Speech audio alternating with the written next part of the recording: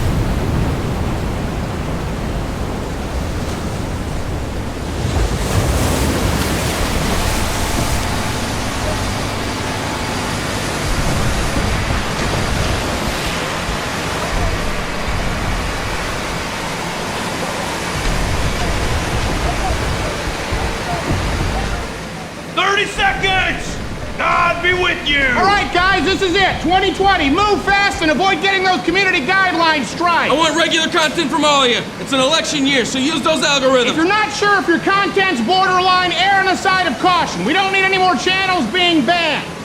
Keep your content clean, gentlemen. I'll see you on YouTube.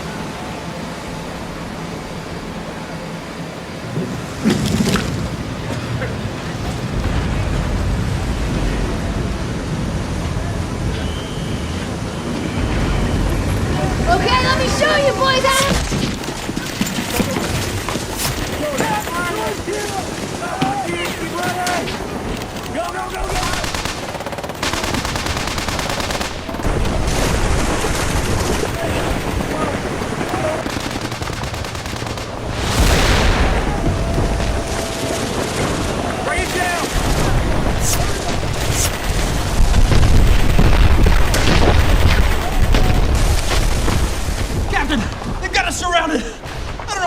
Come on, don't think like that. I promise you, after this, I'll buy everyone here a round of beer. Okay, even Brendan. Thank you, sir. Was he got a salute? He was got a salute. That's not protocol. Corporal Black, tell me you have some good news for Afraid me. not, Captain. There's hardly anybody left. They took out Gather. Trigger, you got ambushed. Bitch Shapiro's gone, and it gets worse. How could it get any worse? It's just box videos, doll unboxings, and makeup tutorials with training. Corporal Black! Corporal Black! You Palo Alto bastard! Sure, we need to surrender. Oh, come on! We didn't come all this way just to give it up to some Silicon Valley sprite, right? What's your name, Private? Given, sir. He's not in our company, but he's still here. That's a good sign. It's an election year, damn it. We created Mug Club exactly for this instant, to guarantee a future-free internet for all content creators, free from the legacy media gatekeepers. That's why we're here. Don't forget that. I want you to look alive. Get out, move up, and use Maddie as cover. 3, 2...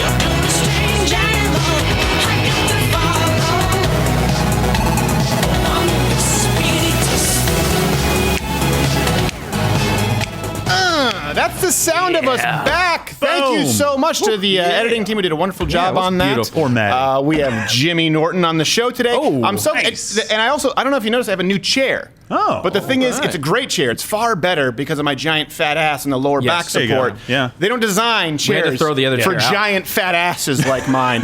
But the arms are a little lower, so every now I go like this and I go, whoop, and then it's just really violent.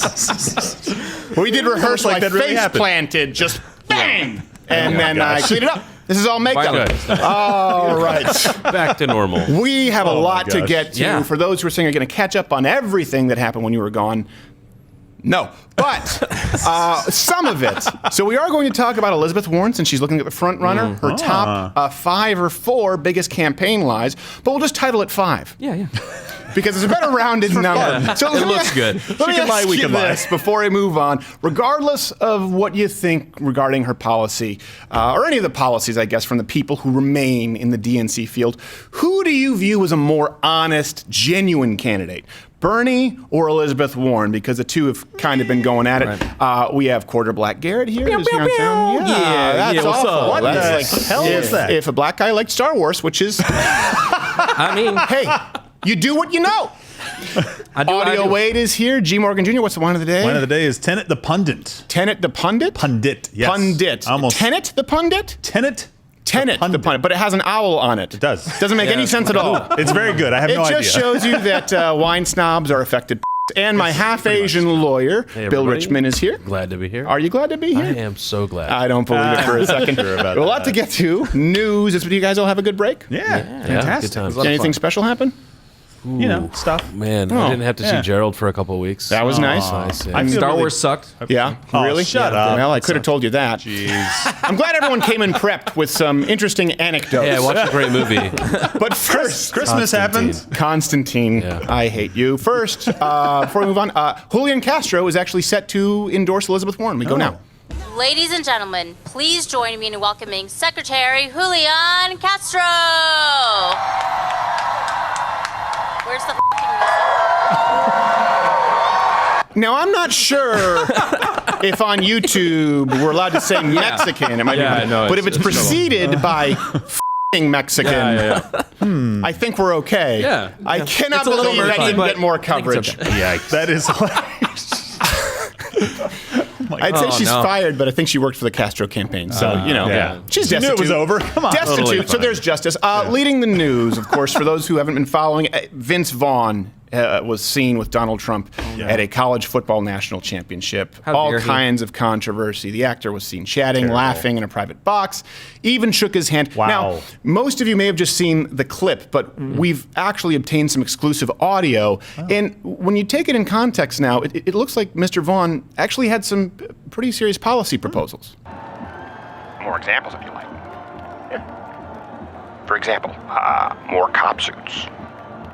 Yeah. That way we'll have less crime. What do you? Yeah. What do you? More cop suits, less crime. More cop suits, less crime. More cop suits, less crime. More cop suits, less More crime. cop suits. Right? If everybody's wearing a cop suit, who's going to commit the crime? It wasn't a cop suit. More cop suits, less crime. Listen, I know that you're busy. I want you to let that simmer for a little bit, okay? Percolate on that, and I want you to get back to me. All right? More cop suits, less crime. Okay? Okay. Thanks. And you know what?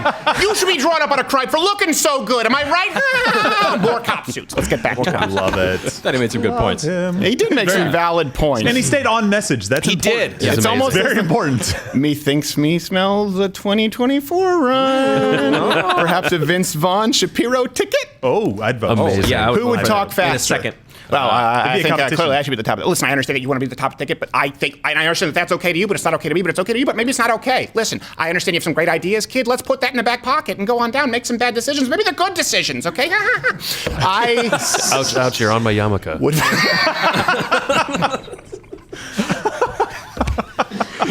He's not curb stomping him. They're both on the same ticket. This is an American History X, okay? Come on. Don't judge their way to love each other, okay? Oh, right. And by the way, with gosh. only a few weeks to go before the Iowa caucus, I don't know if you've been seeing this. Things are starting to really heat up. Very hot. We'll be discussing more about Warren and Bernie in a little bit. though it appears that it was the Sanders campaign that fired the first shot. So this comes from Politico. Volunteers have been given a script to now refer to Warren as an elitist who is, quote, bringing no new bases into the Democratic Party. So volunteers have been getting, I don't want to say underhanded, but they've been playing some, I wouldn't call it necessarily fair ball. We've obtained some audio from one of these volunteers' calls, I believe. Only I would say volunteer might be a bit of a stretch. Hello? Good afternoon. This is Bob. Bob Sanders Sonowitson. With whom do I have the privilege of speaking? Who is this? Pleasure to meet your acquaintance, Mr. Who is this? I understand that you are leaning toward presidential hopeful Elizabeth Warren. I'd like to ask you a few questions. You sound familiar. No, I don't. You work on radio or something? I swear I've heard your voice before. I assure you that you do not know me, Mr. Who is this? Question 1. If you were to hear that Senator Elizabeth Warren was a filthy, lying whore, would this make you more or less likely to vote for her? Less, I suppose. Interesting. Question 2. There is no question, too. Yeah, there never is. That's the only one. Never is. You need to keep your powder dry, Bernie.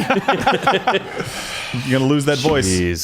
Oh, my gosh. This is just, it's one of those fights where you're just hoping for a Rocky III double knockout. Exactly. Mouth guard, ding, ding. And then Ivan Drago kills their trainer. I don't know who that would be. Would that be Deborah Wasserman Schultz? Maybe. Maybe. Has to be. If only. I don't know. Turning to entertainment, the man who portrayed Superman on Hollywood Boulevard, a lot of you know him, he died this week. Coroner said that he suffocated to death, unfortunately, inside of a clothing donation bin while high on methamphetamine. That's a terrible way to go. So it almost turns sounds like he was out doing something good. this Superman's kryptonite was meth. Pretty straightforward. Yeah. It's a rocky substance. And everyone, for some reason, has it. What are those, meth earrings? Is that a meth dog collar? What is it with Superman? He has all of the powers in the world except around kryptonite, which is from his home planet, so apparently everyone on Krypton just acts like they have AIDS. They have no powers whatsoever. And Constant. everyone on Earth has kryptonite something. Yeah. It's like a charm not rare at bracelet, all. and they just have like kryptonite. It's like garlic. on the bright side, this Superman didn't live long enough to star in Horse Camp. So there's good for... Oh my gosh. There's good. Yeah. Everybody has. Count your blessings. Spoiler Do alert. what you got to do. The title is exactly the film. Does not get any better. Lest you were expecting a zag, it is about a camp with a horse. Okay. Not horses. Yeah. A horse. And Terry Hatcher cameos. So have you been following the royal drama? Have you been Yes. following the royal drama there? yeah. You guys still have emperors and such, right? Oh, yeah, absolutely. We very much love the monarchs. So the Queen has agreed on a period of transition for Prince Harry and Meghan Markle. This comes from CNN. Comes after the couple's bombshell announcement that they wanted to step back from their roles as senior members of the royal family. Yeah. And the Queen said that she is relieved to finally be rid of this black stain on the House of Windsor. So that they can get back to doing what they do best, horrific inbreeding. They're excited about. It doesn't even connect. It's not even useful. Hey, is he growing that extra ear to like donate to someone? Is that like those Could be. mice? That's a birthmark. Oh. Well, I should say, it's not functional. Oh, right. So we just refer to it as a birthmark. Yeah. The thing is with Prince Charles, you're like, oh my gosh, someone has to marry that guy. And then you realize, people are with him for his money. And then the really disgustingly, revoltingly ugly man picks Camilla. Yeah. Could have been better. Just stop the inbreeding, pick anyone. Not that. Of all the options you You had. go with what you know, right? I think my the Flipper gosh. kids would be more appealing. So, by the way, it's been announced that Harry and Meghan, they're going to live part-time in Canada. Do you guys know about I this? don't know why anybody would do that. I did it for 18 years, so thanks. You live full-time there. Prime Minister Justin Trudeau, he said that taxpayers may or may not have to fund their security detail, though the Prime Minister feels that most Canadians would be supportive, he says. Gotcha. And that's because most Canadians Justin Trudeau speaks with are pussies. Oh. I thought that was because they liked people in blackface. That as well, but I was quoting page 6. In the source. It says in the source, pussies, yeah. Yeah, no, that's Which I'm surprised made it past censors. That's tough. Yeah. It Print does. media is not what it used to be. It's a Maybe different if you're country. They have different war leader, rules. you get it. Shallow grave, like Yeah. that of a serial killer. Okay, this is a strange. The ones that serial killers dig Right, for yeah, people. right. Oh, Their that's what graves I are thought. not shallow. They're not. They're very generous Regulars. with their own graves, the But serial not, killers. the other ones? Not with the others. Strange story here. It's very uncaring. This was actually, man, we're going to talk about Elizabeth and Bernie a little bit. Hold your horses. We just have a lot of content we wanted to get out. And Horse if you don't camp? like it, hit fast forward, and I don't blame you. After sitting down for a caricature, this next one, a man robbed the caricature artist, but left the drawing on the easel. That's my people. No, This it's comes from not. TMZ. That's amazing. Luckily, the police responded, and the suspect was quickly detained, apprehended. So, yeah, he good. Yeah. Wow, that's Amazing. That's really uncanny. close. Yeah. I want to get that artist. It's like that movie with artist, Jamie a character Foxx, right? artist. Where like the guy on the street like plays the cello. He's like an amazing. Look at that. I mean, With that's you, really everything's incredible. cello. It is. It's either violin or cello or abusing small children. Yeah, it's been beaten into Why him. not? So, It's what perfect. are I you gonna love do? it. And by the way, many, of course, are still reeling from the Hanukkah tragedy, the stabbing from over the Yeah. break, for which the suspect has been charged now with 6 counts of attempted murder. Wow. And in an update, the suspect said that he is still hopeful, but that after murdering a bunch of Jews, it's hard to find a good lawyer. Oh my gosh. Ooh. Bill, do you know anyone? Hey, Ben Shapiro. Well, no, he just got stumped Probably. by Vince Vaughn. Probably not. He did, yes. Yeah. Curb stop. Terrible. Listen, He's out for a while. I haven't passed the bar yet, but I think 5th time's the charm. Here's what I'm saying. I think I can go. I think that we can pair up together and maybe make some magic happen. Maybe you want to make magic happen. Maybe you don't take this. Let this go in your back pocket. We'll come back to it. Uncle Sam's none the wiser. That's about it. We're Vince Vaughn'd out. Yeah. Next story. Stick to acting. I don't know how to put this, but this was the number 1 trend one day. You saw it, Black Garrett. Yeah. And How? Yeah. How did this come across your feed? I don't want to be that guy who says that this will destroy all of Western civilization from within. Mm-hmm. Probably will. How to actress, I guess, Gwyneth Paltrow and Goop entrepreneur. And by the way, my wife, I got in the shower. That's Goop. You guys know that Gwyneth Paltrow, her brand is Goop. Mm-hmm. And I get into the shower and I see Goop body scrub. No. And I'm like, I paid $75 for shampoo with a little bit of baking soda in it. Oh my gosh. That's terrible. What a shame. All right. Take it back. Gwyneth Paltrow is now selling a candle that if you have children, get them out of the room. She says smells like her vagina. Again, this comes from page 6. Yeah. I'm reading a direct quote. The candle, which is literally called Smells Like My Vagina, lists for $75, but is currently sold out. What did they make? One? Wow. Yeah. Yeah, it's already completely sold out. All right, listen, you do you, but I don't like it. We go now live to ex-boyfriend Brad Pitt's unboxing review. I saw you with the box. What's in the box? What's in the f***ing box? Oh, God! Oh,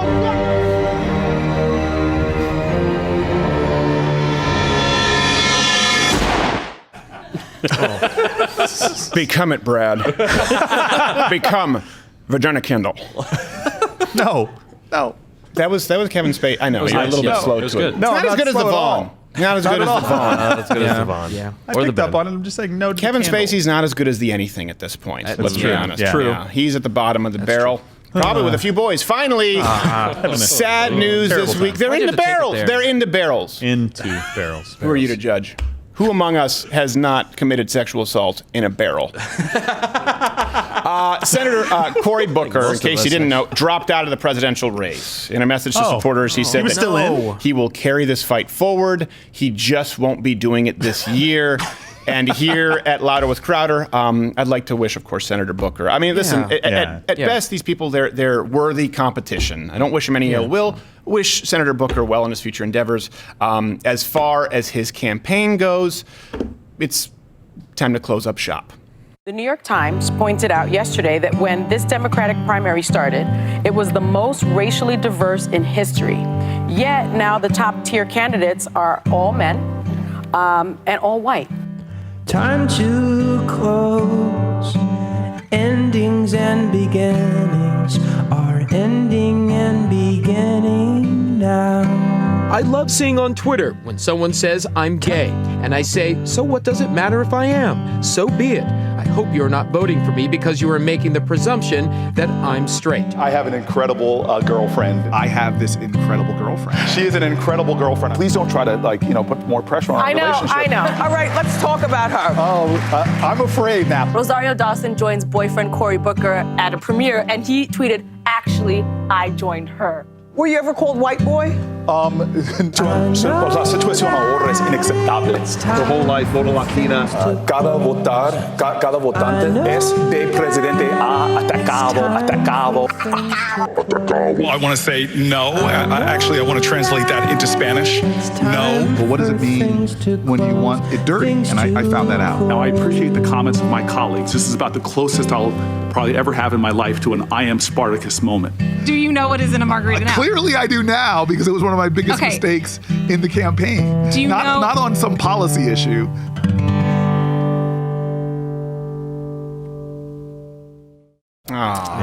Too bad. How do you say in Spanish if Lex Luthor f***ed the Hodge twins? Both of them. Oh, it's long. Yeah. That's it? It's long. A lot of vowels. A lot of vowels. So many vowels. All to translate, right. So we're down to only 1,800 left, I believe, in the field. Gosh. Yeah. Count them slowly. Yeah, not going to be covered. We'll cover the debates once it's down to the top three. And I do think we're going to be doing another Oscar stream this year, so tell us what costumes you want to see. Let's get to Elizabeth Warren's top 5 campaign lies. I think this is important. We've done it with some other candidates, especially since right now Elizabeth Warren is the front. Please be Elizabeth Warren. Please be Elizabeth Warren. I want to see the election between Donald Trump and Elizabeth Warren so badly. Yeah. Do you think she's the easiest out? Is that why? Or Of is it course. just going to be hilarious? Yes, I do. Okay. I think it's going to be so hilarious easy. too, though. I want to hear what all of you think. Comment below and let me know. The reason why is Donald Trump doesn't really apologize. No. Right? He doesn't walk it back. And he's already gone to Pocahontas. I know, that's what I'm saying. That's going to be hilarious. So I'm very curious as to where he takes it from there. Because his rule is he's always pressing forward. Right. Like, I assume the campaign is going to have some posters that include scalping. It's got to go further. It's going to get hilarious. Yeah, but I think he's just going to walk up and give her a snuggie. Smallpox, right? You get it. So I don't know. I really The material is going to be the best with Elizabeth Warren. I think it's going to be great. So, I really do. Okay. I really want to see him. Who do you guys think is the easiest for him to beat? Warren. Yeah? Yeah. Hands down. Thank Joe you. Biden. Joe Biden. Really? Easiest. Joe Biden too is much easy Obama connection, too much old. I think Democratic Joe Biden and Warren kind of have that Hillary vibe. They do. Where they're seen Bernie's as the hardest elitist. out, but he's the easiest one on paper to beat. Yeah, but ideas suck. He'll be dead. So again, your question. I didn't say I don't take any joy in it. I know you don't. Right. It's a somber because moment. that wouldn't be biblical. So we wouldn't do that. Moment of silence for Bernie. Okay. Covered our bases. That was nice. So it was nice. You never know. That was a good You sign. really never know. That was a nice moment. Okay. Let's give you some context here. Lie number 5, and this is a big one. The lie that Elizabeth Warren perpetuated out there, that Bernie, Senator Sanders, said that a woman couldn't win the presidency. For people out there who don't know, I think most of you do at this point, there was a story that went out, and I remember I was sort of not reading a ton of news Christmas through New Year's, and so I was coming back in. Right. I understand what it's like for you guys. It's tough to digest. It's like drinking from a fire hose. Yeah, it is. And so you read it, and sometimes you assume, well, why would someone lie about that? And then you realize, Chris Cuomo. You go, it makes sense now. You connect the dots, right? Yeah. So the story out there, and it was on CNN, that's where I originally read it, and it was covered everywhere, was that Bernie Sanders told Elizabeth Warren, or made a phone call and said that a woman couldn't win the presidency. There were no sources provided, by the way, no legitimate sources. It was denied outright by the Sanders campaign, okay? Yeah. So I want to be clear to set that context. Claim, no corroboration, no source, denied by the Sanders campaign. And then the CNN moderators pulled this move live with Bernie Sanders. You're saying that you never told Senator Warren that a woman could not win the election. That is correct. Senator Warren? Pretty clear. What did you think when Senator Sanders told you a woman could not win the election? I disagreed. I never thought I would wish that Bernie Sanders just had a back pocket full of anthrax. Just F it, I'm done. Taking you with me. Good luck picking a VP! You'll also get a package. It's next day shipping. Oh my gosh, that's How? That's the worst setup in the world. And I understand a lot of people out there who are kind of Bernie bros. Listen, I understand where you're coming from, where you feel like the deck is stacked against Bernie from the Democratic establishment. At first, I'm like, well, maybe you're a little conspiratorial. No. Okay, no, yeah. Confirmed. Did you see him laugh too when he heard it? He's like, oh, son of a... Here we go again. All right. So, and this is important too. After the debate, Elizabeth Warren confronted Bernie, and this seems so staged because CNN recorded it, but they had the right camera angle and the mic still going, and then they aired this footage. I think you called me a liar on national TV. What?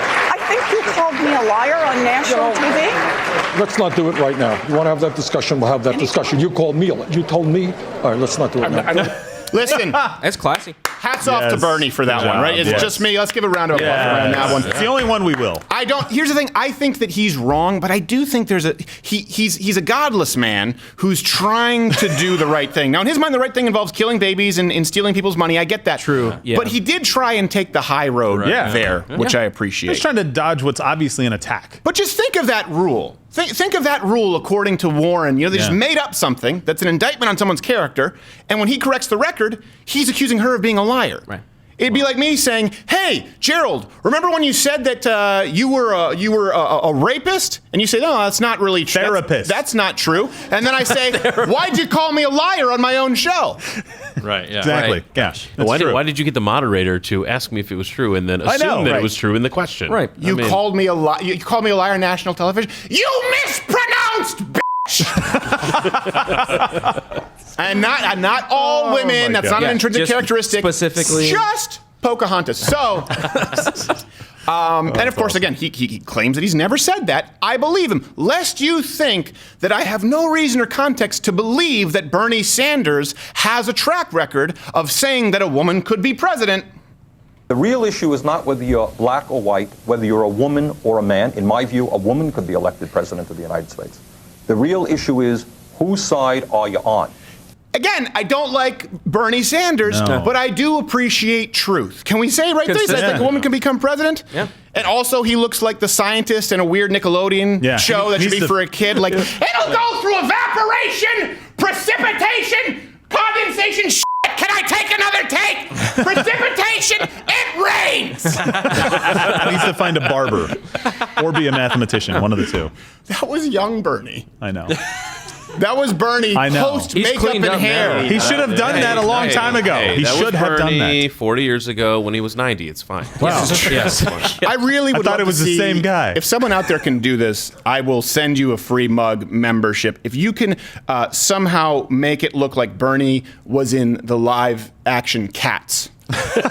Yes. I want to see that. As the ball of yarn they're playing. This is not a binding contract. It's not a legally binding contract. Not at all. But you should still do it anyways, and we'll watch it. Yeah, we'll watch it. You'll get a T-shirt, I guess. It's not binding. And by the way, this is something else that really bothered me with Elizabeth Warren. After this, some people were coming out accusing Bernie Sanders of being as bad as the Me Too rapist crowd, the rapist defender crowd. Yeah, so a prolific and well-respected journalist, and I hate this because sometimes you'll get this even on CNN or shows like The Young Turks or like Trevor Noah, they'll be people, and they bring up a tweet from some random person. It's like, that's an egg with 2 followers, and it's just 2 other eggs. It wouldn't even be half of a half carton of eggs.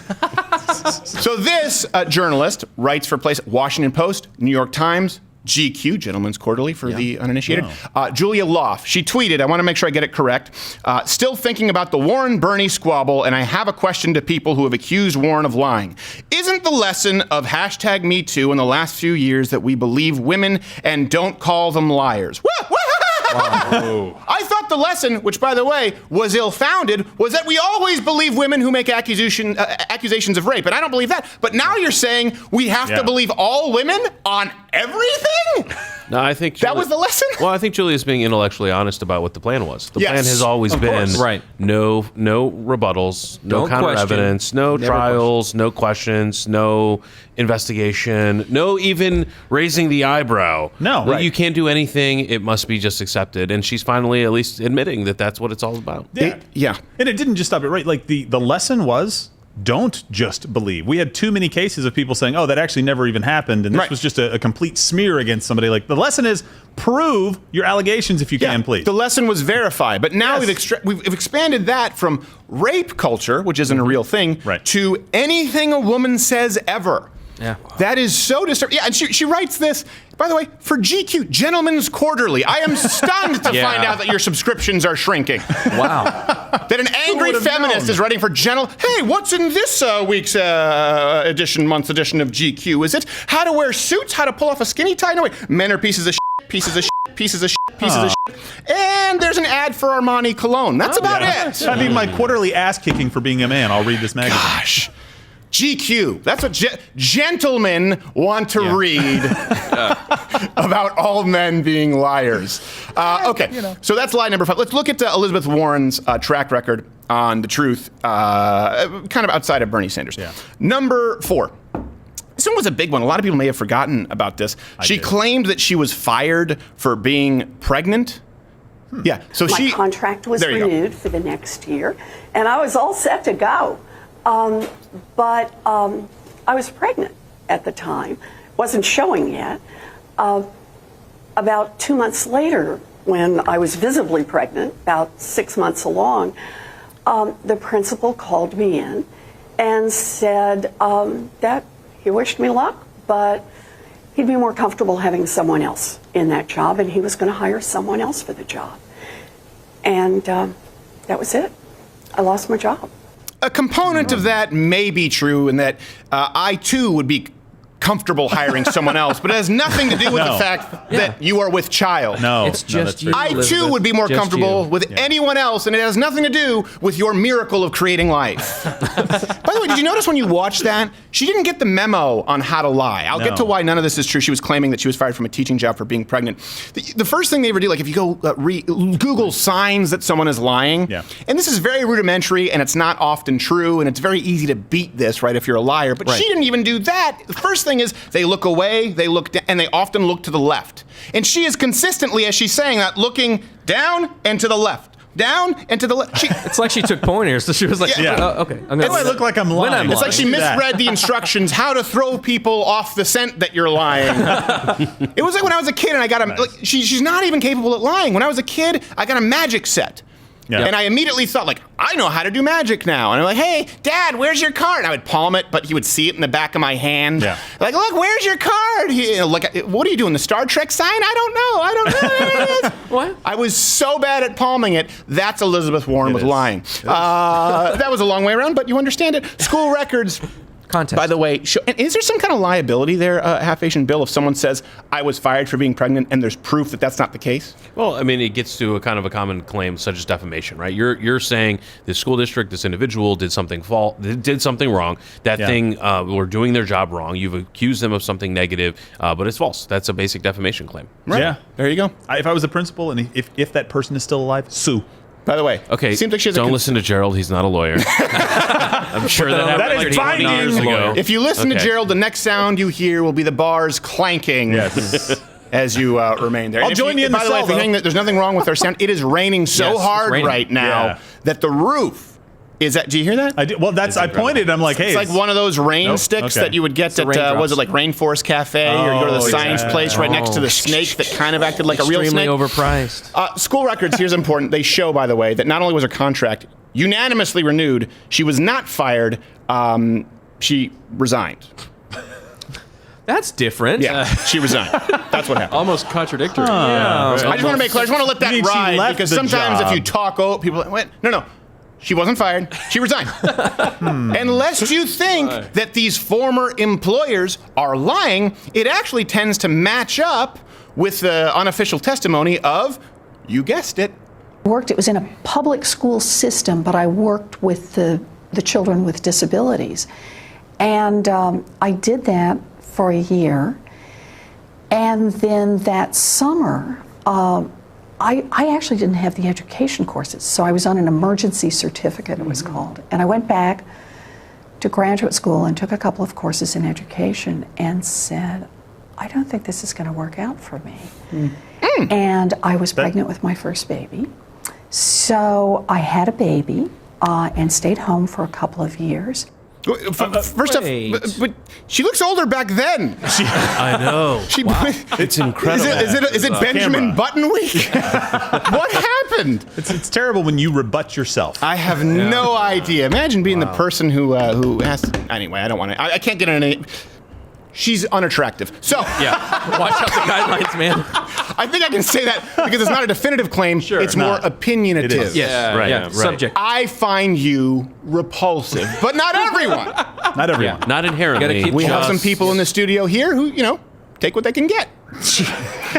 By the way, speaking of threading the needle carefully, which we will not do, hit the notification bell if you are on YouTube. Hit all notifications because apparently there's another step right now. You got to hit the bell, and then there's going to say all. You want to go to all so you can get all the notifications, get the stream, make sure you're here. Because you don't get the live stream if you don't hit all. Okay. So. And of course, we have new videos that go up every day. Is it 8 or 9 Eastern? I'm not even going to guess anymore. Okay, 9 Eastern. Guess. And of course, that's why we do ask that you join Mug Club, ladderwithcarter.com/mugclub. There's a lot more content there. The entire Blaze catalog, because these rules keep changing. That's how we stay in touch with you. Lie number 3, she claimed that her children attended public schools. There needs to be a little bit of context here. A woman told Elizabeth Warren that their children had different opportunities because Warren's children probably went to private schools, and Elizabeth Warren immediately corrected her, saying that they attended public schools. We don't have the same choice that you make for your kids, because I read that your children went to private school. My children went to public school. Okay. Now that seems pretty cut and dry. Yeah, it does. Meaning a lie. Here's the thing. It's like, I don't know if you know this about John Edwards. Actually, my wife had read the book. I don't know how many books there are on John Edwards. It seems to me once you get to the point where he's making a sex tape with a pregnant lady while his wife has cancer in the hospital, you close the book and go, he's the villain. Done. Yeah, you'd think. Spoiler alert. Big reveal. But he used to buy like Armani suits, like expensive Armani, Versace, Hugo Boss, Ketone suits, and then he would take out the tag and sew in J.C. Penney's. Really? Yes. He would do that because he wanted to seem like he was of the people. This is what the Democrats do. It's like the fake rappers getting shot in the face stories to have street cred. They're just like you. Their kids went to public schools. Look, he shops at JCP. I think they call it the man of the people. But I don't understand this. Why is it bad if your kids went to a private school? Yeah. Right. Why is it bad to wear an Armani suit? At least President Trump kind of owns it. He's the one guy who's like, he goes out there and says, I'm really rich and the middle class needs some help. That you can have both things. He couldn't deny it at this point, though. No, I don't think he denied it. Way too far past If that. anything, he embellished it. Yeah, Yes, sure. I will be the first trillionaire. And by will be mean am, okay? So her kids did go to public school for like a semester. I couldn't find out how long, but for the majority of their school careers, they went to private schools with tuitions ranging from $17,000 to $40,000 a year. Wow. Oh my gosh. Look, call me crazy. I want somebody who maybe could do it in their own life to be able to go do it for the country. Like, I don't want somebody who's like, I am just like you. I couldn't make anything out of my life at all, but now I'm running for office, and I'll do a better job when there's more money at stake. Right. You know, like, I don't, that's not my candidate. Guys, we've seen, look, AOC has really changed the world. I think we should it's a cautionary tale is what it is. Let the model see if it'll work out, just like communism. Do you think in 10 years from now, Elizabeth Warren is just going to be like a swaddled baby? Yes. Yeah. And therefore, be too young to be president. Call back to the reverse aging. Yeah, I'm sure her Unitarian church could use her in the nativity scene.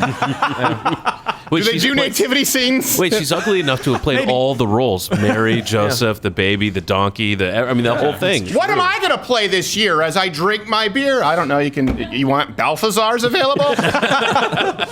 Constantine. Yeah.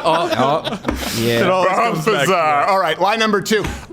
She claimed that she was too poor to afford college. Now, this is important because, again, it doesn't match up with her other claims. Very Joe Biden-esque with this.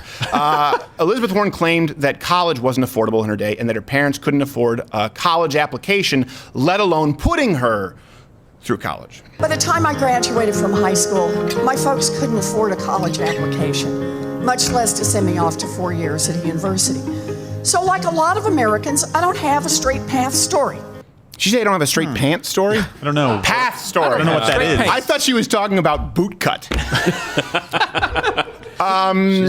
that straight cut back Now, then? here's the truth. Her parents didn't put her through college because she went to George Washington University on a scholarship. So a little detail there. Yeah. Then she dropped out How did she get in without an application? have we sussed out that inconsistency in the story? Go ahead. I would never. Well, this is conjecture, but she was forced to sell her body. Oh. Spread the word. But it was older then. I want you to know, this is a legitimate news organization. You heard it here first. Tell everybody and send this link. It'll end well for you. There's going to be someone out there like, I knew it. She was a prostitute. And actually, her pimp was, I probably shouldn't say this on air, an interdimensional vampire, Keebler elf. Oh, man. I hate those. And he paid her nothing but Milano cookies. Which I don't want to get into the whole connection with Pepperidge Farm and Big Pepperidge and Big Keebler and Mr. Christie.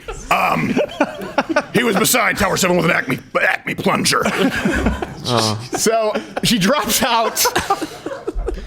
We have Mr. Jones on the show. He's a nice guy. He's a friend of the show. Back. Okay, come on. Dropped out of college to get married. Ended up going to another public college for $50 a semester, which she herself tweeted out. I want to make sure I get this right, so I go to my non-prompter. Don't you love this iPad tech? I got my degree thanks to a quality public college where tuition was just $50 a semester. That kind of opportunity doesn't exist for students today.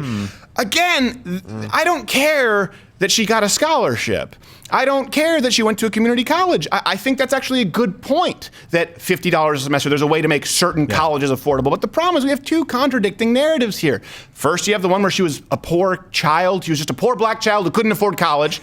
Then you have the second, that it was so easy in her day to go to college because it was so cheap as opposed to today. And it depends on who she's talking to and what bill of goods she needs to sell, and that's what bothers me. Yeah, and how foolish would it be if you're so poor that your parents can't pay for the application fee and you are blessed with a scholarship that you then drop out and run away from that scholarship to just run off and get married? You can't get married and stay in school and try to make a better life for your kids? Right. You just took a huge risk. You're lucky it worked out, Pocahontas. I don't like that you said that. Sorry, Trump said it. We have to bleep him? Pocahontas. Yeah, Sorry. please. That whole last minute. Pocahontas. Yeah. Pocahontas, I'm fine with. I draw the line at offensively puns. Look, it worked. Are you already a dad? No. Oh. No. That would have fooled me. I'm just stocking up on the dad jokes, though. Okay, at line number one, I think you could have seen this coming. I'm sorry. I get it. But actually, we did a whole segment on this, and we had to remove it because I was wearing the Socialism Big shirt from YouTube. Don't even say Asian it. Bill knows that, but it's available at Mud Club, so it's a little more in-depth. And Jimmy Norton is coming up after this, who's in The Irishman. We'll be talking about the film being nominated for the Academy Award. Line number one, what's the word, Indian? It's something a lot like that. Let's go with Redskins. Yes. Redskin heritage. Okay. Jeez. Native American. Unless you think banned. Indian is offensive, wait till you see the clip. And then I have a microfiber cloth for the egg on your face. She's repeatedly used the supposed street cred of being Native American as a talking point, and just as a refresher on the campaign trail. My father's parents said, absolutely not. You can't marry her because she's part Cherokee and she's part Delaware. My papa had high cheekbones like all of the Indians do. Oh. She said it, not me. Oh. She also implied to have high cheekbones. Which I mean, they all have high cheekbones. Every one of them? All of them? All of them? And no one else. Apparently, no one in the entire universe. None of the Scandinavian countries. And by the way, she didn't just dabble and I'm part Native American. She wrote a cookbook about it. She went out. She was speaking on reservations. She's not. She's not. The DNA test that she took to prove, which is remarkable to me, this just shows you the ego on these people. Like, someone should have advised her this was a bad idea. She took a DNA test to prove that she was Indian, her words, not mine, and it actually showed that she may have less Indian blood than your average non-Indian American. A whopping 1 in 1,024th Native. By the way, for reference, here's my 23andMe. I am about as much sub-Saharan African as she is Indian. My dog, man. There we go. Oh, these guys are bonding. It's awesome. It's so cute. Imagine if I went out in this show and I just started dropping N-bombs. And I was like, and I wrote a book about the plight of black Americans, the history of slavery. And I was like, no. Yeah. Here's my 23andMe. It sounds absurd. It is exactly the same. The percentage is entirely comparable. Here's what's really sinister about it, though. Not that someone lied about their heritage. That's kind of crappy, but, maybe you do it at dinner parties to make yourself interesting once the conversation sort of reached its end with the reverse aging gimmick. Here's the deal. She has claimed repeatedly that even though she's part Indian, Native American, she's never benefited. She's never used it. Yeah. I never used my family tree to get a break or get ahead. I never used it to advance my career. Question. The book deal, powwow chow? Any of those. Does that apply? I don't know. Was that advance just a figment of our imagination? It doesn't, because she actually had to give the advance back because the book sold so poorly. Oh, okay, that's right. Technically, I don't know if it sold or not, but I just assumed it did. It had nothing to do with it. That's because she was a woman.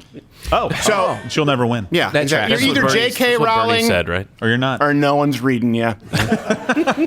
And even now, no one's reading you because of gender bending. So, what was it, the term TERF? Anyway, that happened during the break. I don't want to get into it. Nope. Skip it. But here's the thing. Not only did she sell a Native American cookbook, she used her Native American identity to land a teaching job at Harvard. Ooh.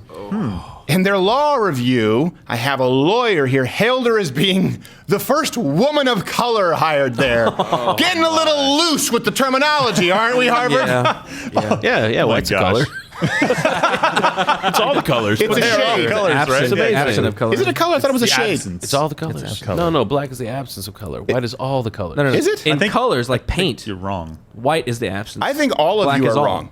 Yeah. I think you're better at lawyering. Thank you. I think none of you are good at the color palette. No, I'm partially colorblind, so I would Can we not get a listen. color wheel here just so I can understand? I feel like we need that for every single Democratic debate now. Imagine if we claimed that this show was the first online late night podcast show with a host of color. Because I'm just as much a person of color with my sub-Saharan African as Elizabeth Warren. Lest you doubt me, by the way, look at it.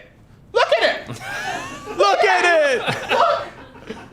It's absurd. That's why, again, I can't, on this chair, the lower back support is on my coccyx. And when I go down, I go down on the armrest, I go, up, and I get... And I only learned this because a black woman told me one time, she goes, you got a ghetto booty. I said, what does that mean? It sounds like sexual harassment, but you've piqued my interest. I want to see where this technical goes. terminology, by the way. Technical terminology. I'm still with you here. Yeah, and she said, it's because, black people we call it a ghetto booty. And I said, well, I can't say that. And before I could even at all try, white guilt my way out of it, she just went,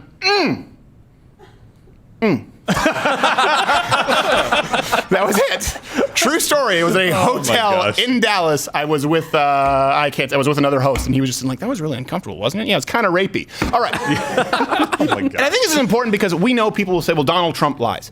Granted, he does. Okay, no one is perfect. But the difference here is that, and this is just my opinion, and I want to hear what you think, Donald Trump exaggerates actions. Yeah. Right? Donald Trump, what he has a tendency to do, there's a difference between lying, like a sinister lie, and being a bit of a bullshit artist. Yeah. Right. And anyone who's ever worked in sales, I mean, you know that. You're selling a car, this is the best car on the lot, right? It's a stereotype for a reason. He will exaggerate, right, the length of his successes, and then he'll diminish maybe the depths of his failures, right? So Donald Trump, I get it. In other words, he might be worth $3 billion, worth $7 billion. Okay, no, excuse me, $7 billion. Like, well, hold on a second, with the Deutsche Bank, it says you're worth $3 billion. They are fake news. They're not a news outlet. It's just a Jewish accountant named Todd. And then he'll diminish, like Donald Trump may have been a good athlete in school, but he goes, I was the best athlete in school, okay? Rudy wishes he were me. And Rudy wasn't even that good of an athlete. Because he wasn't me. That's what I'm saying. So he exaggerates actions and he'll diminish his failures. Maybe, hey, how many times have you filed bankruptcy? Never. Well, okay, I get it. Your business has filed bankruptcy, not you personally. So I think that is different. Sort of exaggerating or maybe embellishing actions versus Elizabeth Warren, who misrepresents who she is. She misrepresents who she is as a person. Make no mistake, we all laughed at Rachel Dolezal. Remember the fake black NAACP sideshow bob hair?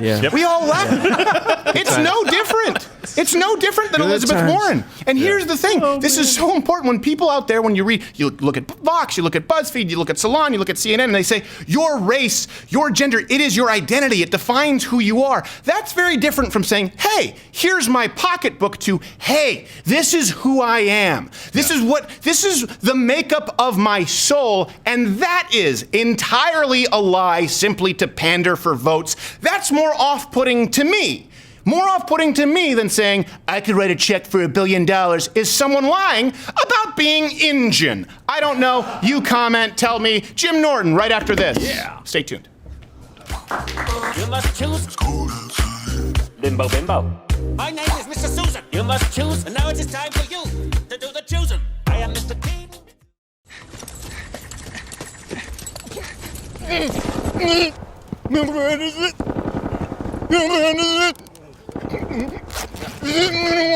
the canteen, give me the canteen.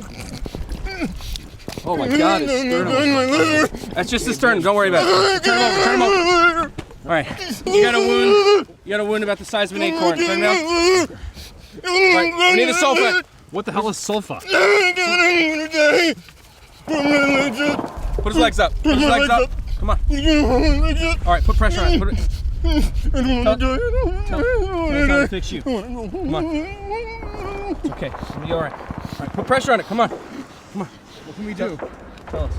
Tell us how to fix you. Tell us how to fix you. Come on. I can use some more Black Rifle coffee.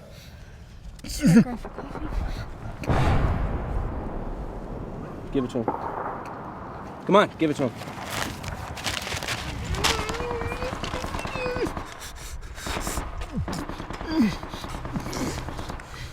All right.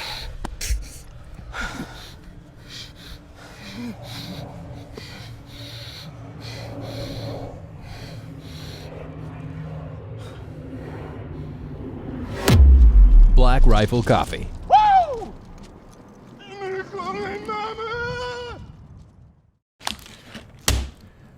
BlackRivalCoffee.com/Crowder. If you enter in the promo code Crowder, you get a discount code, 20% off your first order. Listen, great company, veteran owned. They give a portion of their profits to veteran org, but you guys don't care about that. It's better coffee. Just try it, BlackRivalCoffee.com/Crowder. They're a great sponsor. They have the balls to support this show, and the coffee is genuine. Put it side by side with your House of the Maxwells and your Jerfoles, and let me know what you think. BlackRifleCoffee.com/Crowder. Glad to be with them. LouderWithCrowderShop.com is now selling baseball tees in red, blue, and ash. Get yours at LouderWithCrowderShop.com today. Hey Garrett, just so you know, Steven moved the taping back 30 minutes. All right, thanks, man. Great, man. Thanks for the heads up. Appreciate it.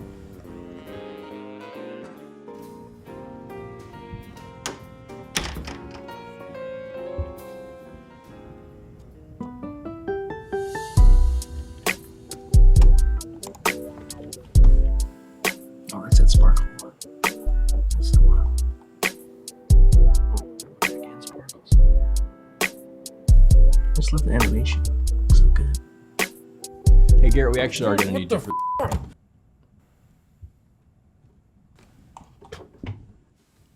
Brony. Okay. All right. At least what you do online is your business. Protect your business with ExpressVPN. New sponsor to the show, ExpressVPN. Go to expressvpn.com/Crowder right now. You'll get an extra 3 months of ExpressVPN for free. Listen, if you watch it, you probably spend a lot of time online and you want your data to be 100% your business. You want it to be private. ExpressVPN reached out to us. We've used them in the past. I think actually when we did the Tulsi Gabbard video where we looked at the search results, we used ExpressVPN on some of our search results to try different locations. Not only are they reliable, not only is their service better than the others out there if you compare it to a cost-reward ratio, but they didn't have a security breach and not tell you for a year, as has happened with some competing VPNs. You can do your own research, lest I get sued. ExpressVPN.com/Crowder. What you do online is your business. Keep it your business. You get 3 months free.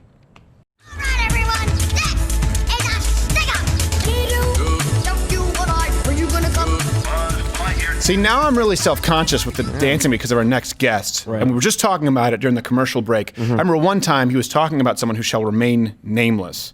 But I know that our next guest, who, in case you hadn't guessed it, at Jim Norton, JimNorton.com, it is Jim Norton. It is one Jim Norton, where he said, oh, that guy's a dope. He said, f***ing cornball.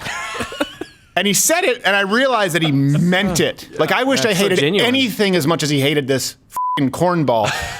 But it was bizarre to me to hear the term cornball and for it to represent such disdain. He's a co-host of UFC Unfiltered podcast. Degenerates is on Netflix. If you haven't seen it yet, he's in the recent Martin Scorsese, The Irishman film. Jim Norton, how are you, sir? I'm great, buddy. How are you doing? But what's with the cornball thing? Like, because you use that a lot. It's like the ultimate diss. Because for some reason, it feels good coming out. Just to say cornball, it's like it's a couple of syllables and it feels right and it's got a hard sound at the beginning. And it's really deconstructing. Like anyone who thinks they're hip, if you're just like, oh, you're a cornball, it's like, there's no rebounding from being a cornball. Yeah, I guess as a comedian, that sort of matters because you want to be hip in the nightclubs with the kids. And if someone says you're a cornball, you're like, well, okay, then I'm not going to be the next Dane Cook. Yeah, it just sucks. It sucks to be a cornball. That's true. And you had, plus you had a lot of black friends. I did growing up, yeah. And that, to me, black guys calling you corny was the harshest thing because you want to just be like a white guy who's accepted by black guys and thought of as cool or at least thought of as not corny. Right. Being corny was just, I don't know why, that was a humiliating insult in 1985. Right. But Joe Biden puts it on his resume. So, yeah, he's proud of it. Vice President and corny. So, we have a bunch to get to here. First off, let me ask you this. Did you ever think that you were going to be in the film nominated and arguably the favorite, or at least certainly up there for Best Picture for Academy Award? No, it's so funny, man. Like to be involved with that at all. The fact that I made the final, I didn't know I made the cut until the night before. I was at the Comedy Cellar and Ray Romano came in and he's like, "Hey, great job in the movie." And I'm like, because I was trying to get tickets to the premiere and I was like, they're not getting me tickets, so I'm not going to be able to go. So I'm not in the movie. I was spiraling mentally. And then Ray told me like, "No, you're in it and you did good." And then I got tickets and went and saw it. And I was happy with how it came out. Like watching myself is always a nightmare. Right. But seeing this, I'm like, you know what? They showed more of it than I thought they would. Like, I didn't think they were going to show that much. Well, okay. Why is that, though? Were you just didn't think that you, and for those who don't know, you play Don Rickles. On stage. Because in the, Joey Gallo was murdered that night. So that was actually a true to life. He went and saw Rickles at the Copa. So I didn't know if it was a critical enough scene to make it into a movie that was cut from 4 hours to 3:30. I'm like, if they have to cut 5 more minutes for whatever reason, right, that's probably not like a critical scene, like as much as some of the other stuff they're doing with Pacino. But they left it in because Sebastian references Rickles. What, only Rickles can make fun? And I guess Scorsese liked it because he left more than I thought he would. And that is interesting, too, to note. A lot of people don't know. They cut it from originally 4 hours to 3.5 hours, or as Peter Jackson calls that, impossible. Someone needs to get him a copy of Final Cut Pro. I'll take Avid at this point. I don't think that man has ever met a cut. But now, let me ask you this. Playing Don Rickles, and I will say, your Don Rickles, by the way, was far more consistent than Al Pacino's Jimmy Hoffa. Very good performance, but he was going Chicago, New York, Chicago. That was the only thing in that. He was like, this is Jimmy Hoffa. They go, you piece of shit. I'm like, wait, what happened to Jimmy? Of course, great film. Should everyone, if you're voting, if you're members of the Academy watching, vote for this film. Did you feel that there was a lot of pressure? I know it was a short scene, but Don Rickles in the realm of comedy, that's a lot of pressure for someone to portray them on screen. It's funny, the pressure I felt was, because I've been compared to him my whole career, but it's more about the voice and the shape of the face, because I was like, I like Rickles. And the fact that you use cornball. Huh? What are you, cornball? What? He goes, ah. That's it was, but it was a natural thing. It was never anything I like aspired to be. So the fact that people would always say that when they offered me the role, I didn't have to audition for it. They said Scorsese watched like 1 or 2 of my specials. He's like, yeah, this guy can do it. So then he brought me in and I had a meeting with him and we just talked comedy. So I didn't represent to him like, dude, I'll be the best Rickles you've ever seen. The fact that he offered it to me removed pressure. But then when I walked in the room, and it was literally just Scorsese, De Niro, and Pesci standing there talking. It was an empty room except for those 3 in between scenes. Wow. And I'm like, first of all, I'm looking at Raging Bull, I'm looking at Goodfellas, I'm looking at Casino. Right. But I'm also looking at guys who knew Rickles. Like Scorsese was friends with him. De Niro loved him. Pesci loved him and did Casino with him. So that was the intimidating part, is that you were doing Rickles in front of people who like really were his friends. Yeah. So that was a little nerve-wracking. And did they give you any feedback or tips? Like, no, Don wouldn't say it this way, or were they pretty welcoming? No, they were really great. I mean, dude, I had a bunch of extra jokes that I just kind of like old Rickles ones that I brought just so the audience wouldn't get bored because it was scripted.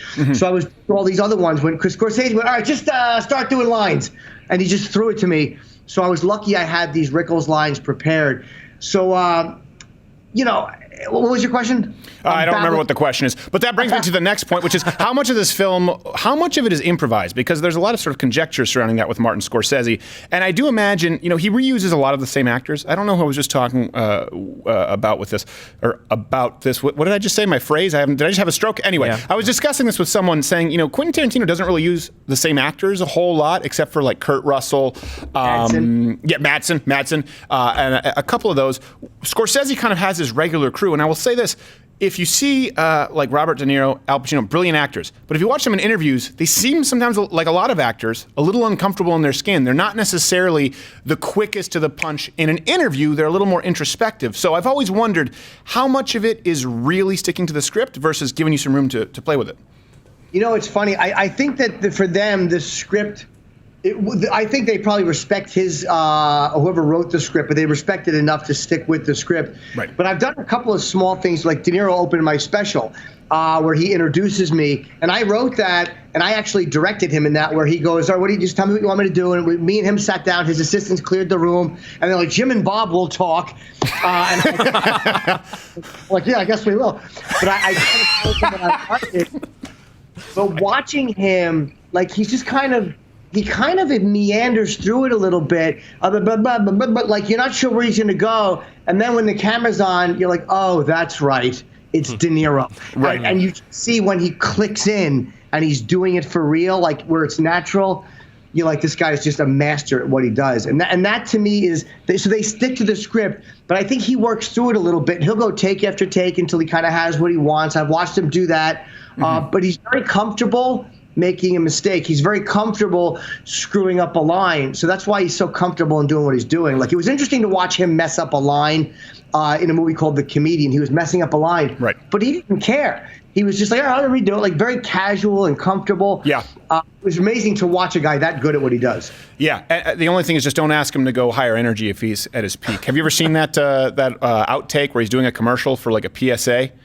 Oh, no. And he says something like, so please give generously to whatever the organization is. And you just hear off camera, yeah, okay, just a little higher energy. No, excuse me. That was high energy. I'm not selling cars. I'm not selling cars. Excuse me. That was high energy. And they're just like, he really said that? Yeah. And they just go, okay. They go, okay. Okay, Mr. De Niro. Yeah, they just stop. Okay. Like, okay. And then if you see the actual commercial, that's the take they used. Which was... sorry to interrupt you, Steve. He has a great instinct because he was spanking me. There was in the opening of my special, he spanks me. I didn't tell him until the day we shot. And then when I'm over his lap, like I laid on his lap and he bare bottom spanked me. And then he goes, let's do one standing. And that was the take we wound up using. Like, for some reason, visually, the energy of it, like, he just knows what he's doing. Yeah. And if he says that's the energy you're getting, that's the energy you're getting. Yeah.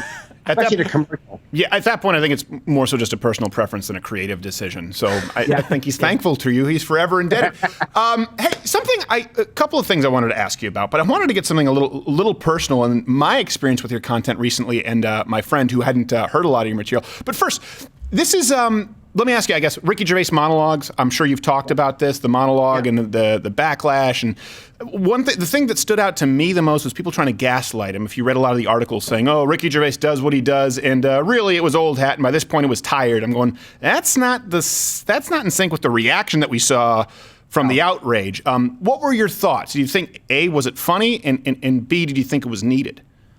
It was amazing. It's exactly what Ricky was supposed to do.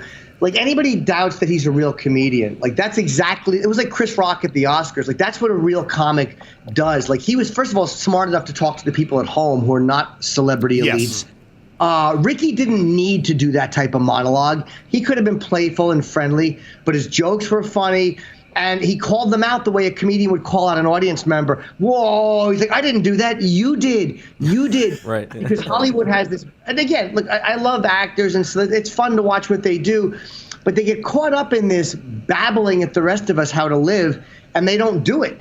Like all this yapping about diversity, and they can't get a female director or not. Like, you know what I mean? Like, right. They talk a good game. And I think Ricky capitalized on that and mocked them for it. And stupid people like the LA Times, these fake woke idiots that didn't appreciate the message he was giving. He was brilliant. He did exactly what he should have done.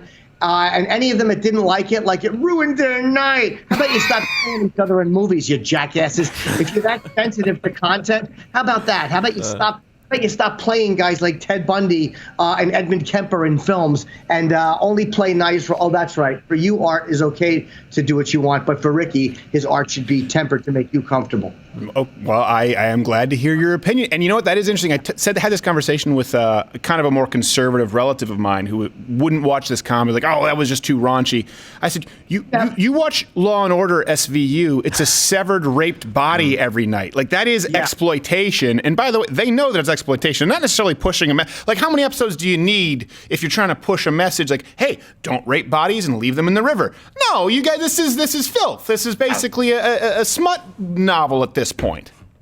And it is funny with comedy how there is always this whole like, hey, look, that should not be joked. But it's almost like, and I hate to say as artist, but as somebody who performs for a living, you use what's in the world. You know, how come actors can use what's in the world? Authors can use what's in the world. They never get accused of punching down. They never get accused of approach. But yet, if you're a comedian and you don't tell a joke that somehow completely backs up somebody's ideology, you're a terrible comedian who's doing it wrong. It's just silly. And Ricky didn't pay any. Ricky's great because he has a lot to lose. I mean, he's at the top of the heap, and he still is on Twitter saying whatever he wants to say.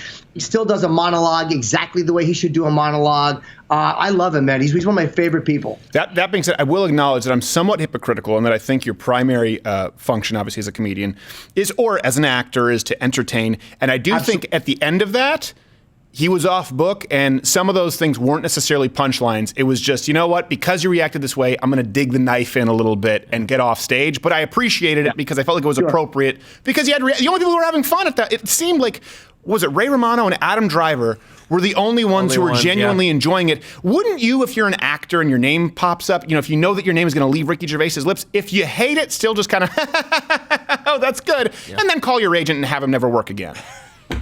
Dude, this is why I love him so much, because I'm such a coward. Like, literally, he looks at who's the guy from Apple, Tim Cook, and he makes fun of the sweatshops and he calls them out for working for this guy while he's sitting in the room. I would be so like, I love Apple. Can I have a MacBook? Like, I'm such a. But I admired his ability to do it right to their faces.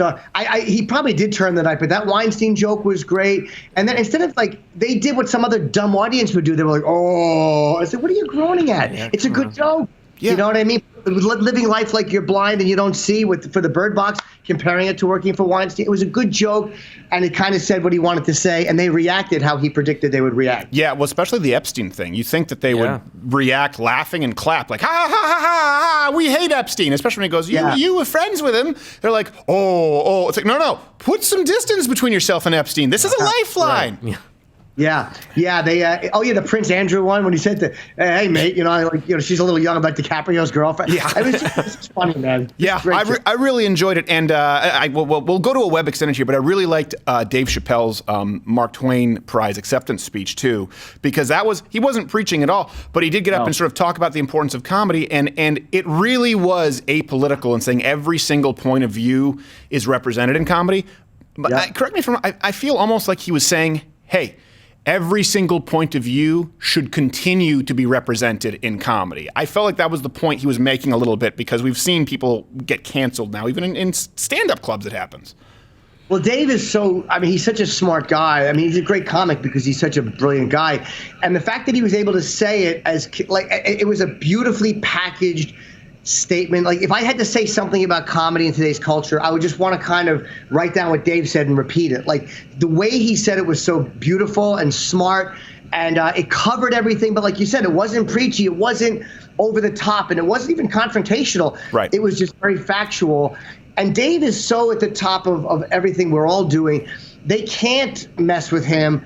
So what they'll do is they'll ignore the poignancy of what he said. They'll attack his jokes, but anybody who's against that point of view, what he said is so smart, you can't combat it. Yeah. What do you do? He's not a white man saying it, so they can't blame it on that. You know what I mean? He's not a dumb guy saying it, so they can't blame it on lack of intelligence. He's a brilliant guy, so instead of confronting it and realizing he's right, they'll just pretend they didn't hear it. Right. Okay, so we're going to go to a web extended here for people who are not Mug Club members. Please do join up at Mug Club. Before we go, Jim, where's the best place for people to find you? I know they can follow you, JimNorton.com, but you're doing lots of shows. Where should they support you? The Degenerates on Netflix came out New Year's Eve. I'm very happy with this set. And also, I got dates coming up at the Wilbur Theater in Boston, April 4th. There's a late show added. April 3rd, Foxwoods in Connecticut, or just Twitter. I'm around. Look at this. He's doing theaters. No more strip malls. I'll get there one day. All right, Jim Norton, we're going to Web Extended. We'll wrap this up for people who are on the YouTube. Open your mind. Let us begin our quest to find the new sound.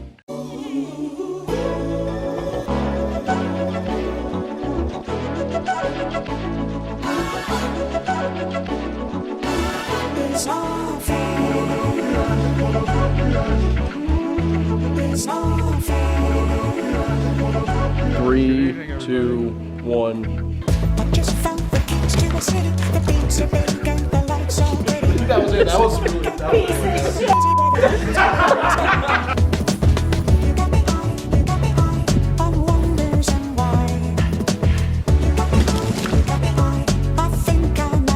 Too much?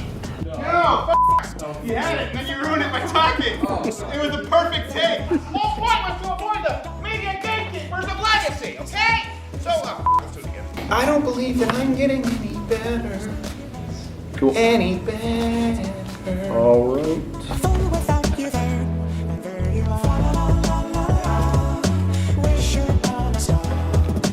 We all have someone back home. I've got my wife, and Wade's got his wife, and Brendan has a sister, and that's kind of weird, but listen, he's from Arkansas. Brandon, I don't know what you do with your sister. Maybe it's the on-again, off-again definition of his, but the point is, this guy has it worse than anyone else, because he's going to be out here fighting and then go back just to be chased down with some German shepherds and a firehouse and a pizza parlor. Sorry. Just found the keys to a city. The beats are big and the lights are pretty. So why can't we get to the busy where the dreams are in the sky?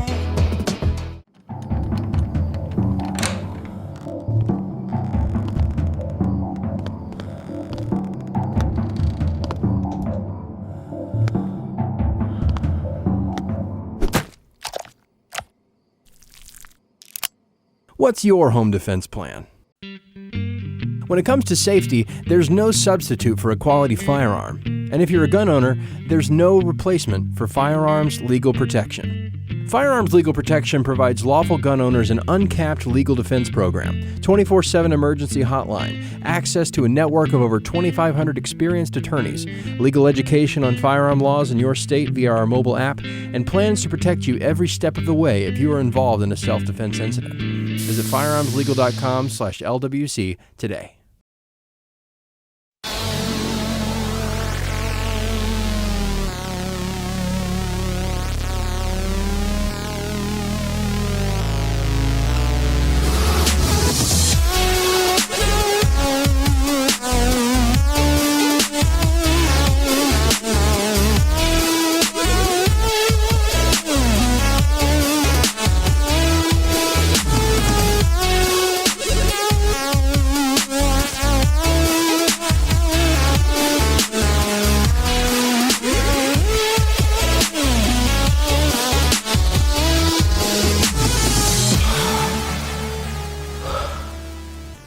There was a drowning dance where I was tentative, I was nervous, I was apprehensive, and insert other synonym here, of jumping into the water because of my 1% sub-Saharan African.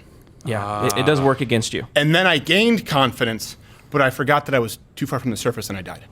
Drowning. So thank you, Jim Norton. Thank you very much. Thank you to everyone, of course, here, the wonderful team who put on this week's great show. We have a full week of shows next week for those who are on Mug Club. Of course, clips on YouTube and extended exclusive interview with Jim Norton behind the paywall at Mug Club. We always have some, funny. And every now and then we might want to get into some topics that may not be great for the Tubans use. Yeah.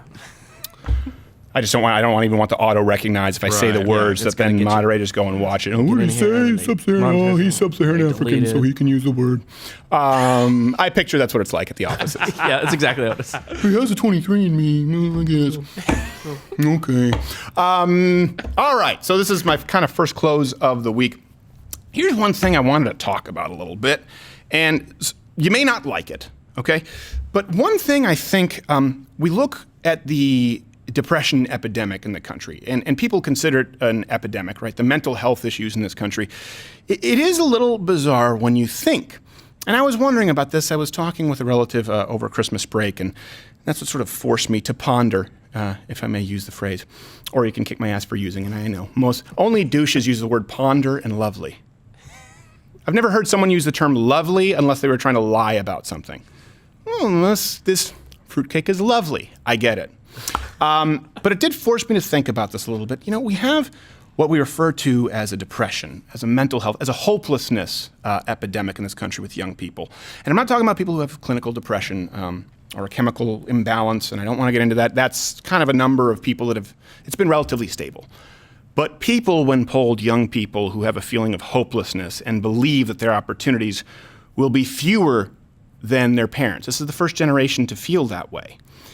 And it's bizarre that they feel that way when we live in the most marvelous time throughout all of humanity. We have more tools and resources at our disposal, and people are depressed, or they're looking at the world as bleak. And this comes from a simple concept. And I'm not saying anything new necessarily. I'm sure Jordan Peterson has talked about this, and people like Jocko Willink who've been on the show. I'm sure I've talked about this at some point. All satisfaction, all accomplishment, all pleasure comes from pain. And so I don't think we have a problem in this country of people who are in too much pain. I think we have a problem right now, not in this country, but across the globe, of people who don't experience enough pain.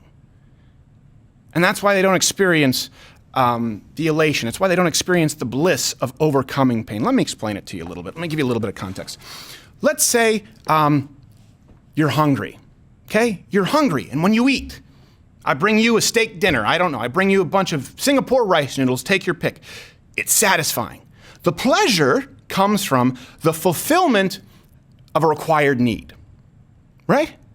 The pain of being hungry, the discomfort of being hungry leads to the pleasure, the satisfaction of now being full. Now, let me ask you this. How many of you out there experience pleasure or satisfaction from eating food when you're already stuffed? If I bring you another steak dinner, if I bring you another plate of rice noodles, maybe it starts getting a little less appetizing. I bring you a third one, and then I force you to eat it. Guess what? That's no longer pleasant. Let's use another example. You go to the gym, you sweat, you're jogging in the rain where it's cold, right? It's winter. A lot of people out there, you've been sending in your fitness videos and kind of how you've been losing weight over the break. Appreciate it, keep it up.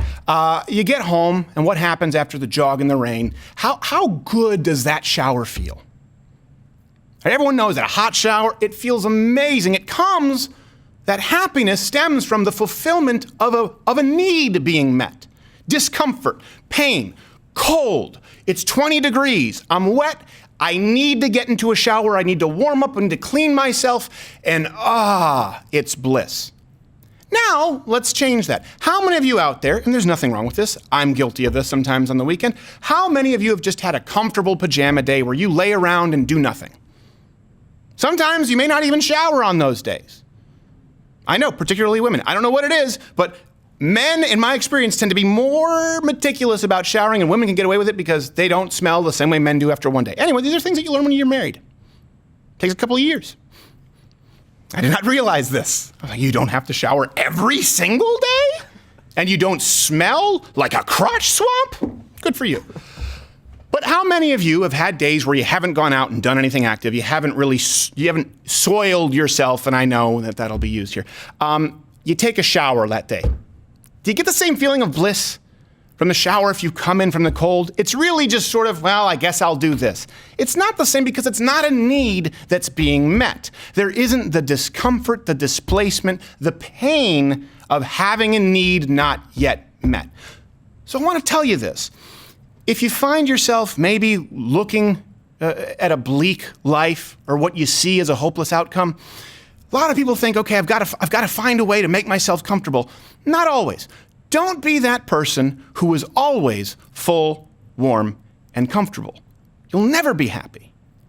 And that's hard for a lot of people. Contrary to popular belief, again, nearly all of the problems that are considered an epidemic today are not, in the United States anyway, let's separate that from third world countries, they're not the result of lack.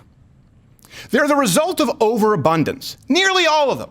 Let's go through a few examples. Economic, social, mental, even physical health, right? For example, most of the economic problems in the West now, if you tune into a Democratic debate, they're not talking about poverty. Maybe some, but the most prominent theme that we hear is about the income gap, is about the chasm, because poverty in the Western world is lower than ever.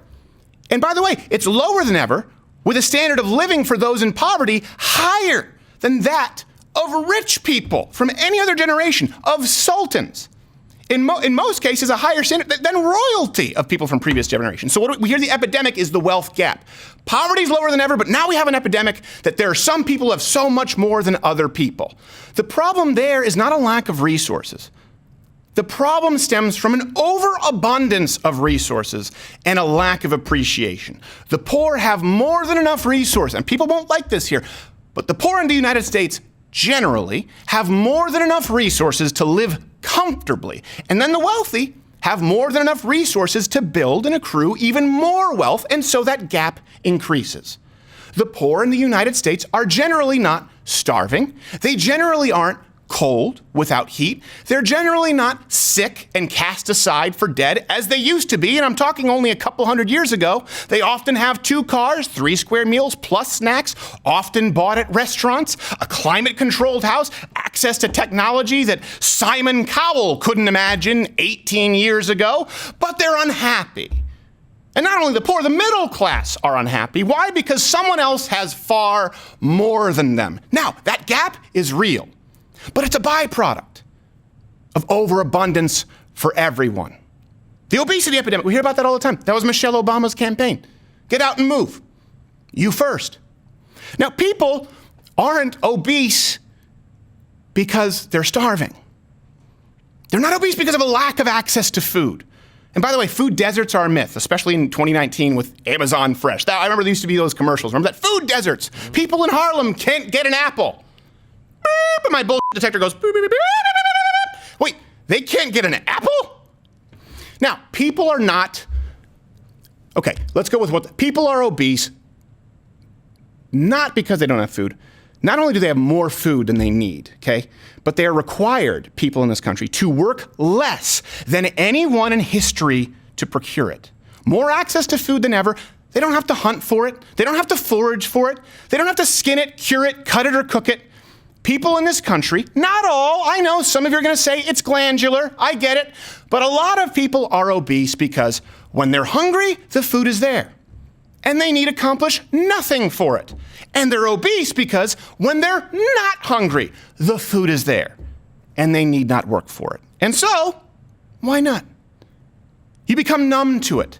Comfort becomes so second nature, it becomes taken for granted, that you don't even realize what it is you have. The same goes, by the way, let's get back to this, the idea of depression. Feelings of hopelessness, and this is, I've talked about actually struggling with clinical depression my whole adult life, okay? I get it.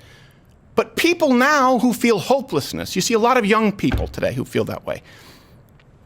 It's an epidemic, we hear. There are more young people depressed than any generations before them. Why? You have to ask why. Do they have it worse than the young people drafted in World War II? What about the kids of early settlers?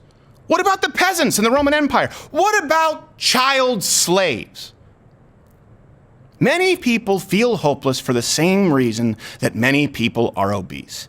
The needs are always met, and so happiness somehow eludes them. Why? Because constant comfort cannot, it is incapable of breeding true happiness. For the same reason that the meal is never satisfying for someone who's always full. And that shower can never be that bliss, that nirvana-like state for the person who never sweat and bled and earned it. Let's go to healthcare. We have a healthcare. This is another one all the time because this is just in doing research, watching the Democratic debates. We have a healthcare epidemic in the United States. That's what we're told. It's a crisis. Think about that for a second. How? How is there a healthcare crisis in 2019, 2020? I have to get used to writing down 2020. I'm still writing 2019. How is there a health crisis in the nation that has cured more diseases than any to have come before it, bar none, not even close, has more technology, medical innovation than any other country in the history of the world, has the highest survival rate of life-threatening diseases? How is it in the throes of healthcare crisis? Oh, what it stems from is people having better healthcare than anyone on the planet 50 years ago, but not as good as the next guy. I want you to understand, and this is something that's tough because, and you see this a lot, if you were raised in wealth, this idea of a silver spoon, we hear this quite a bit, and I've seen that. I've seen wealthy kids who never appreciated what they had, but I've also seen poor kids. Let me give you a story. I'm going to be going a little bit long, but forgive me. My wife, lived in a motel for a while her dad was starting up a business, Wasn't well. Then later on in life, in her early kind of teens, they were doing pretty well. Or should I should say probably around 6, 7 years old. When she was 8, her father took her to Tijuana so that she would appreciate what she had in the United States. My wife is so thrifty. We don't lack financial resources. We're not millionaires. We're not rich. We're not part of the top 0 point. But I'm really, really grateful for what we have as someone who lived out of an 82 Datsun. But my wife still makes sure to find the best deal. She coupons, right?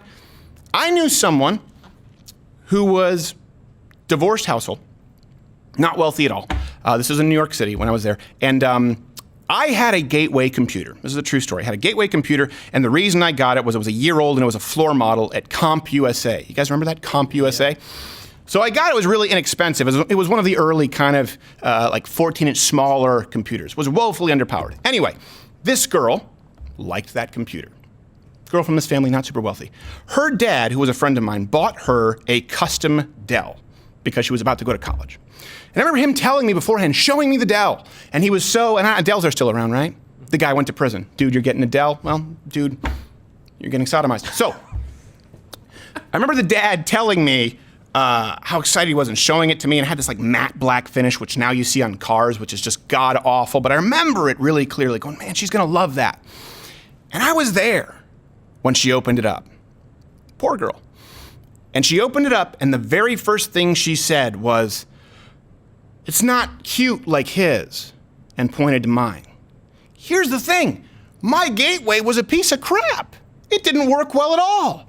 I'm pretty sure it wasn't just a floor model. I'm pretty sure that the employees at CompUSA played kickball with it. It never worked right, but she thought that it looked nicer and compact, and her Dell was a full-size laptop. Oh, the nerve. The very first thing she said was not, "Thank you, Dad." Not, "Oh my gosh, look at all of this technology I have in the palm of my hands now. Thank you for thinking of me." It's not as cute as his. So you can have wealthy people whose parents take them to Tijuana to make them appreciate what they have, and you can have people who live in lower middle class or poor households who never ever learn to appreciate it. Why? It stems from putting yourself in positions of discomfort. If you live a life in which you are entirely warm, fed, clothed, and satisfied, you will never accomplish great things. You'll never accomplish great things, and you will never appreciate what it is that you have. So, this is my challenge to you this week. And it's a little more than just doing gratitudes, right? I don't want people I'm going to do my boundary box with my in-laws and gratitudes. No, I want you to go through this more specifically. Do a deep dive kind of right now in your heart and your soul. Think about what it is that, especially if you're out there and you're feeling hopeless or depressed or lost, I want you to think about what it is that maybe you take for granted that you enjoy on a day-to-day basis that wouldn't even have been available to your father. to your mother. Certainly not your grandfather. I want you to think about what it is on a day-to-day. Do you have a cable television? Do you have internet access? Do you have a smartphone? Let's go further. Does your family have 2 cars? Do you have heat, let alone air conditioning? Are you starving on any given day? Do you have lunch? Do you have snacks in the cupboard? Are you able to, even if you're not a good student, make up for those grades and go to a community college? Hey, are you lucky enough to not be drafted into some of the deadliest wars of all time? I want you to look at because by the way, this was commonplace, everything that I just named, not long ago in the realm of human history. I want you to take inventory and then take a second. I want you to find a way to make yourself as uncomfortable as humanly possible on a day-to-day basis. That's why I've talked about this for particularly men. Listen, I'm a Christian. Find Christ, find a good wife, have a good family. That's most important. Number 2 on that list is weightlifting or some kind of a sport that's tough on your body. Why? Because you need to feel discomfort on a day-to-day basis so you can taste victory.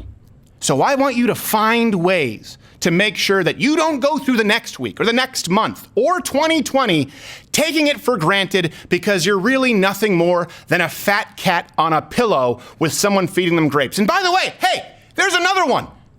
Can you buy grapes? That wasn't doable if you were on the East Coast 100 years ago. Your grandfather was lucky if he got an orange in his stocking. And if his dad was a real dick, he got coal. So I want you to take inventory and let me know. How are you going to make yourself uncomfortable so that you can actually find true happiness? Sounds simple. Trust me, it's a way to live. I'll see you next week. It only takes